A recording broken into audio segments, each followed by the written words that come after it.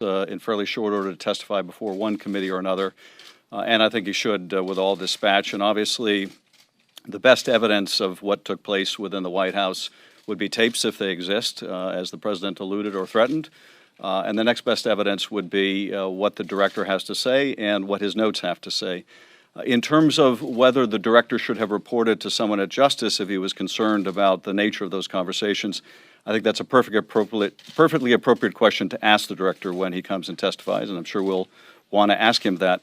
But we need to get to the bottom of it. And on the kind of broader question that people have asked about where does this all lead, I think that we ought to keep our focus on finding out the facts in the first instance, and no one ought to, in my view, rush to embrace, the most extraordinary remedy that involves the removal of the president from office. I participated in prosecuting an impeachment case in the Senate of a federal judge. It's a very serious undertaking, obviously, when it involves a lifetime appointment on the court.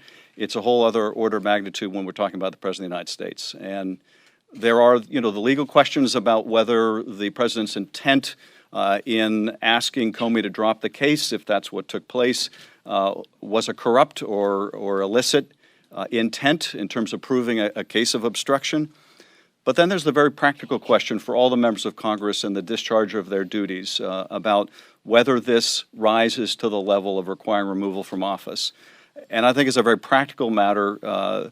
In order for that remedy to be appropriate, the country has to believe that the seriousness of the conduct is such that this president cannot continue in office.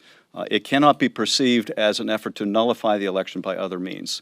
That, at the end of the day, I think is the practical test of that. But because it's such an extraordinary and wrenching remedy, it's not something I believe that people should wish for, whether you like or dislike the president. I think we ought to undertake our constitutional obligations to find the evidence, follow the evidence, and if there's another constitutional obligation that follows from that, then